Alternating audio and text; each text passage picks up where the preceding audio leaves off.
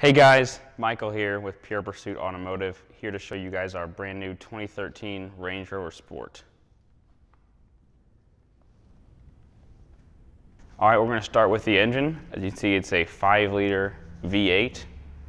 It's not the supercharged version. It has 375 horsepower and 375 foot-pounds of torque. Alright, and as you can see with the grille here, it has the black accent package on it. So this grille is going to be black.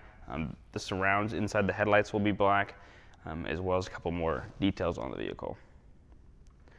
We're going to swing around, kind of give you an overview of it. So as you can see, they have the 20-inch turbine-style wheels on here. As you can see, as I mentioned earlier, the black accent package is also the side vents are black. We'll take a quick peek in the interior here. We'll go into more detail on that in our interior features video, which you can find on the sidebar here. You see black with a little wood. All right, we'll take a peek in the back seats. As you can see, plenty of room. Back there you can fit 5 full-size adults in this car. We'll swing around. As you can see, the taillights have a black surround to them, so that's also part of that accent package. The tailgate is automatic. One button to open it, and another press to close it. Floor mats here in the back. All the tools you can need to do the tire change. The spare tire is located underneath here, up under there. Right here, you would take this piece off, it just snaps off. That way you can get access to where you'd mount your hitch for towing any trailers or whatnot. This car's warmed up, so I'm going to hop in it, rev the engine, let you hear it.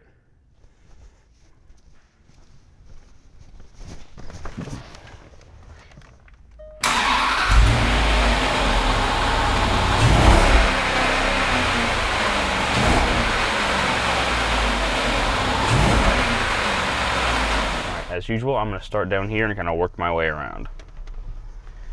Alright, now you may know Range Rover is famous for its off-road capabilities, and this car is no different. So it has this, down here is the whole control center for your off-road modes and for all your driving modes actually. So right now we have it in the normal driving settings. We have the differentials into the high range, we have the suspension in the middle setting, and we have it on road. Now, in order to go through these, there's many different variations of ride height and differential you can go for. So we'll just kind of click through them here. So we have grass, gravel, and snow. Now that'll optimize your best traction for all those conditions. More, we have mud. We have mud ruts. So it's like your deep mud, your thick mud that you're going to have a hard time getting through. It gives you, when you do that, it recommends you having it in the low range, just so you can get that low end torque. Go over here, that's to sand, so that's another driving program all on its own. And then you have rock crawl. Now rock crawl is going to force you to put it into the low range, which I'll do real quick. Actually, you have to put it in neutral. Select the low range, you'll hear it change over. It also raises the suspension all the way to its highest setting. You can feel the car kind of shake there. Put it back into park. So now we're in our highest setting, low range. And also keeps the car from going to over a certain speed, just because you don't want to go too fast with the low range on. All right, I'm gonna kind of work my way up here. Nothing too special here about the gear selector, other than when you put it back down here into drive, you can go over one to put it into manual, and it automatically puts it into a sports setting when you do that. That way you can just click it forward or back to change gear. There are no paddles on this car, so you have to use this. Put it back in park. Jeez. All right, moving on up. Your basic HVAC system. So basically, you display the temperatures there for each side. Using the kind of basic stuff here. I just have it on auto setting. Don't need to run through that. If you have any questions about that, feel free to give me a call. We'll answer any questions you have. Also, we have heated seats for the front too. This button is for the rear hatch. One touch will open it up. I'm not going to do that right now. But it does work. All right, coming on up. Now, Range Rover has the same system in all their cars, and it's the same system they use in their Jaguars, just with some different logos on it. all these buttons here control every function, or you can use it as a touchscreen. I prefer buttons just because I don't want to get the touchscreen with a bunch of fingerprints. But as you can see, we're on the home menu right now. You can click on over to nav. I agree with that. Now here's the same system they have in all their cars. All right, we're gonna go into the phone section here. I have my phone connected right now. So if anyone calls during this, I'm gonna have to give them an earful. But yes, simple to use. You can go into your phone book. Last 10, that's what I find the most useful. Last 10 calls and receive. You can also use the voice function and tell them to pick that call out for you. Now audio video, we're currently on the radio. You can also do your satellite radio. Also, if you want to use Bluetooth audio, which you can in this car, you go to My Music. You can do that. You can also watch videos on here, so if there's long trips, you want to take a break, pop a DVD in there and watch it, you can do that as well. Back to the home menu. I'm going to run through the extra features real quick here, which the extra features on this would be the 4x4 system.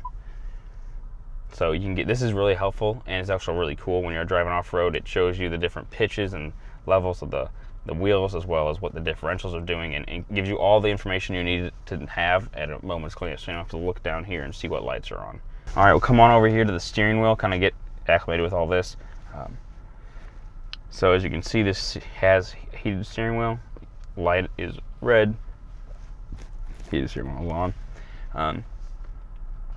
Now these buttons up here are for the menus on the center screen there. So you can use it to see, your trip computer, vehicle setup, display things, so you can choose, your what happens when you put it in reverse and stuff like that. Anyway, so that'll control all the menus there.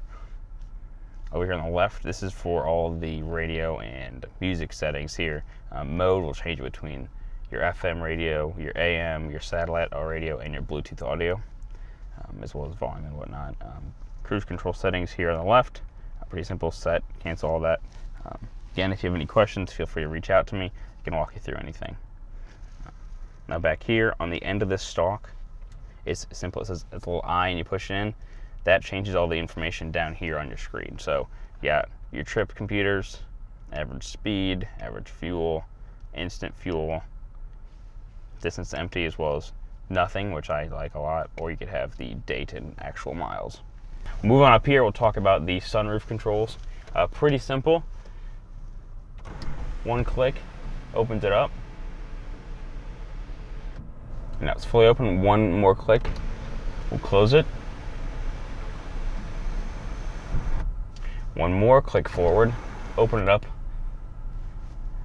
Click it one more time. Click back again, put it down. It is a manual release, so we'll go ahead and close that. And you have your home link on the bottom of the rearview mirror. You put 3 garages up on there. Pretty helpful. Kind of what I'm going to do, I'm going to drive around, give you the sense of what I feel like when it's driving, kind of talk about some things like driving dynamics and different settings for the driving modes. So we'll go ahead and take a few laps around town here.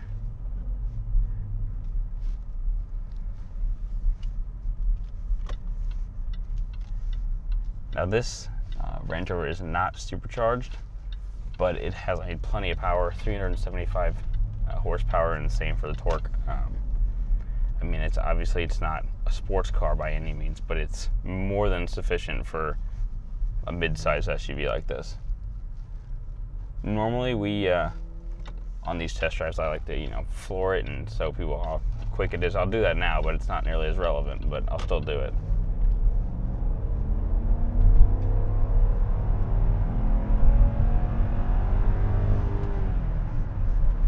So probably one of the slowest cars we've ever had on here, but again, this is not a sports car, so that's not really the major points. The good points are that this is very, very comfortable, and because it's the Sport, it doesn't nearly roll as much through the turns as the a full-size Range Rover would. It's still it's not that planted. It doesn't have a sport setting for the suspension because we're in the normal mode. But it does have all the off-road settings you need. Now, I'm not really going to be going through any. I can tell you kind of what the systems are. I can't really show them to you because we're on city streets. As much as I would love to go off-roading in this and try them out. You have to take my word for it that they work. So the systems down here range from there's snow, sand, mud, rock crawling, pretty much any situation you can get yourself into. There's an off-road setting for it, and Range Rover is very good at this. The settings maximize the traction you can get by setting the differentials into low, holding the speed to a certain amount, and giving the power at the right areas. And it does a very good job of moving the power around to the wheels that need it, and getting you the maximum grip you can have.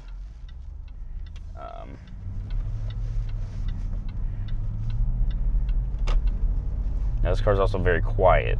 We have a lot of sports cars in inventory, and this one, it's so nice to be in a car that's quiet and comfortable, and you can just kind of block out the rest of the world. Although this is the previous generation Range Rover, that's the final version of this body style, so they've gotten everything as good as it can get. So all the stuff is maximized. They've been around this car for, I think it was about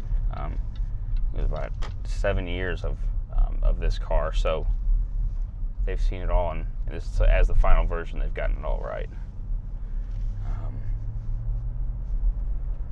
In my opinion, I think that the Range Rover Sport is one of the best SUVs you can buy. I know it kind of has a stigma of more of a grocery getter and whatever, and it's not really it's not nearly manly, I guess you could say.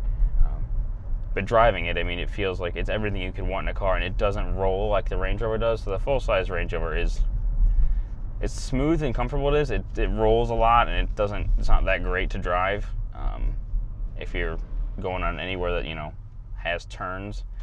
But this thing feels planted. It feels like it's you can drive it, and it's not like you're not connected to the road. I'm gonna pull in here. Alright, so that about concludes our test drive of the 2013 Range Rover Sport. If you guys have any questions about the video, about the car, feel free to give me a call anytime, shoot me an email, and check out the rest of our inventory on PurePursuitAuto.com.